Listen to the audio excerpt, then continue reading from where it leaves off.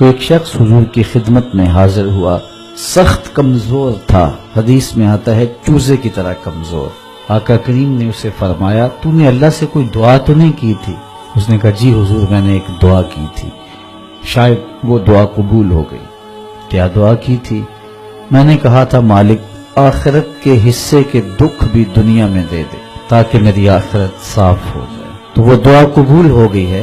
مجھے یہی لگتا ہے اتنے دکھ، اتنے مصائب، آلام، تکلیفیں آ رہی ہیں کہ انہوں نے مجھے توڑ کے رکھ لیا۔ مجھے بیماری کوئی نہیں، لیکن ان مصیبتوں نے میرا وہ حال کر دیا کہ آپ ملاحظہ کر رہے ہیں۔ تو بظاہر بڑی خوبصورت بات تھی، لیکن میرے حضور نے اس کی اس بات کو پسند نہیں کیا اور اسے فرمایا کہ تو نے یہ کیوں کہا کہ آخرت کے حصے کے دکھ بھی دنیا پہ آ جائیں؟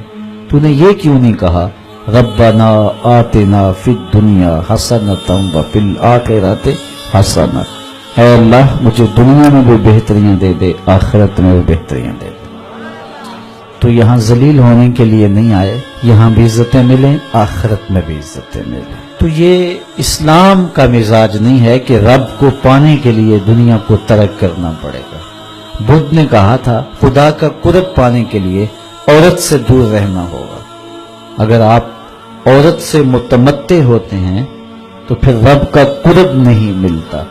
یہ بدھ کا نظریہ ہے۔ میرے حضور نے کہا مجھے عائشہ کے بستر میں وحی آتی رہی۔ تو ہمارا دین کوہ و غار کا دین نہیں ہے، رہبانیت نہیں ہے۔ اسلام ایک بھرپور زندگی گزارنے کا درس دیتا ہے کہ جو لقمہ بیوی کے منہ میں لا کے رکھا جائے وہ بھی صدقہ لکھا جاتا ہے۔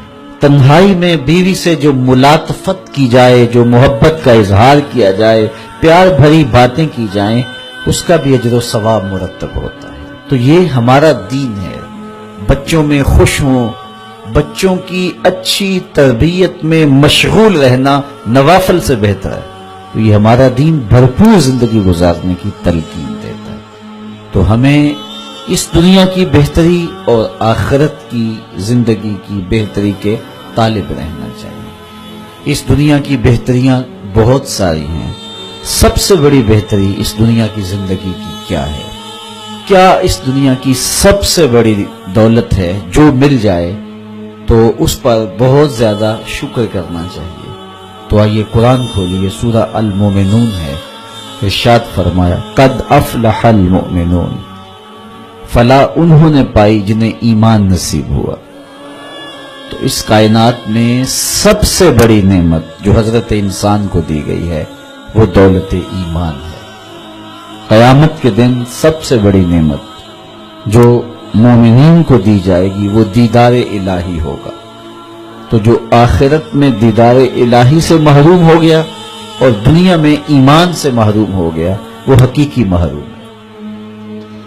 ایک شخص چرخ میں اڑتا ہے، ہواؤں میں جھومتا ہے، جھولتا ہے، ہر دولت اس کو میسر ہے، عزت شہرت اس کی باندھی ہے، وقار تکریم اسے حاصل ہے، دنیا جانتی ہے، زمانہ سے لوٹ کرتا ہے، جو چاہتا ہے وہ ہو جاتا ہے، ہر عیش و عشرت میسر ہے، لیکن اس کے سینے میں ایمان کا چراغاں نہیں، کوڑی مول نہیں ہے اس کا۔ اور ایک شخص جھونپڑے میں رہتا ہے، کھانے کے لیے کبھی مل جاتا ہے کبھی نہیں بھی ملتا، دنیا اسے پہچانتی بھی نہیں ہے، وہ معروف شخص بھی نہیں ہے، لیکن اس کے سینے میں ایمان کا چراغاں ہے، وہ خوش نصیب شخص ہے۔